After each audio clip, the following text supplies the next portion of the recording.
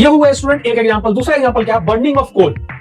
अब देखिए कितने स्टूडेंट हो सकता है पूछे कि सर कोल के कितने टाइप्स। देखिए टाइप्स अभी नहीं जानना है, एक एग्जांपल हम सीख रहे हैं। कोल का भी बहुत तरह के होते हैं कोल, 4 तरह के, एंथ्रासाइट, बिटुमिनियस, लिग्नाइट, पीट, इस तरह से। वो जब आएगा तो हम लोग पढ़ेंगे जरूर उसके बारे में, because these are the forms of hydrocarbon, है ना। ये क्या है, कार्बन या हाइड्रोकार्बन के फॉर्म्स है। तो बर्निंग ऑफ कोल, अब आपको समझ में आ रहा है कोल में क्या पाया जाता है। धरती पे जितना भी चीज है ना, ऑलमोस्ट कंटेन्स कार्बन, एम आई राइट। कार्बन कंटेन करते हैं, कंडीशन होता है किसी में ज्यादा किसी में कम, but they all have carbon content. तो कोल का मतलब यहां क्या कहना चाह रहा है स्टूडेंट, तो ये आप बोलोगे कि सर कोल का मतलब यहां कार्बन कहना चाह रहा है वो। वेरी गुड, ये हो गया कार्बन।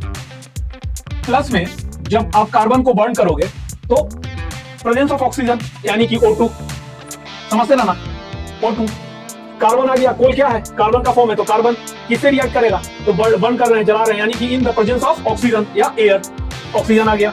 तो क्या बनेगा देखिए, व्हेन मोर देन 2 और मोर देन 2, है ना, रिएक्ट करता है, कंबाइन करता है, तो एक सिंगल प्रोडक्ट बनाता है, उसी को हम कॉम्बिनेशन रिएक्शन कहते हैं। तो C प्लस O2 क्या बनाएगा, तो आप बोलोगे सर CO2 लिख दो, ठीक, बैलेंस है, तो बोलोगे सर 2 ऑक्सीजन का एटम, यहां भी 2 है, एक कार्बन का एटम, यहां भी 1, तो ये बैलेंस है।